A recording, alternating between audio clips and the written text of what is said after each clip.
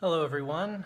I wanted to make a video talking about redistricting. Uh, last year, late last year, the New Mexico legislature redrew the lines for both the state House districts, the state Senate districts, and the U.S. Congress districts. And this is done every 10 years with the data obtained by the census. So all the data we got in 2020 was then analyzed, and in 2021 we adjusted the districts. This is mandated by the U.S. Constitution. And House District 19 saw some changes in its boundary lines, which I think are positive, and I just wanted to talk about them real quick. So here's a map of the old House District 19. As you can see, it's a bit gerrymandered. It used to be. But yeah, it came all the way over here to Carlisle and kind of went up to about buffering against Nob Hill, kind of going up here a little bit. But the big area I want to point out is this area, central and Louisiana, which anyone who knows Albuquerque knows that that area is a bit economically stressed. It has seen better times. It's kind of fallen on hard times right around the fairgrounds. Here's the fairgrounds right over here. And when the redistricting was happening, the state legislature passed a bill and the governor signed to form a Citizens Redistricting Commission called the CRC. And this composed of 2 Republicans, 2 Democrats, 2 independents, and a retired judge. And they went all around the state and talked to communities and asked for their input as to how they would like the districts to be redrawn. And they took that input and they brought it to the legislature, and ultimately the state legislature has the final say as to how lines are drawn.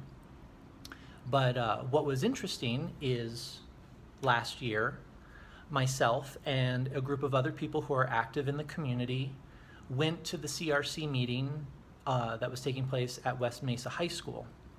And we advocated that because of how this district was drawn, this area was easily overlooked.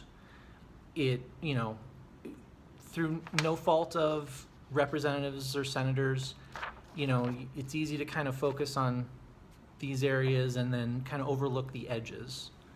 And so what we wanted is we wanted a district that focused more on this area so that we can help uplift those communities. And we were successful. This is the new House District 19. Much more compact. This is Gibson here. This is Lomas. This is Wyoming. This is Kirtland Air Force Base down in this area, and a few neighborhoods right over here. And then here's Louisiana and Central area. Here's the fairgrounds. And so the unique opportunity we have going forward is that the previously overlooked communities are now right in the center. And if elected, that's going to be one of my priorities, is reaching out to these communities and listening as to what they want, what they need as far as resources, state funding to revitalize this area. We hear so much about revitalizing downtown, revitalizing this area or that area, but this area I think has tremendous potential. Being the International District, the most diverse district in the city, so much culture is there, but there is high crime, there is a lot of poverty. What, with this district focusing on these previously overlooked neighborhoods, what can we do to uplift them? And so here's a closer view, like a more detailed view, showing all the precincts within House District 19. And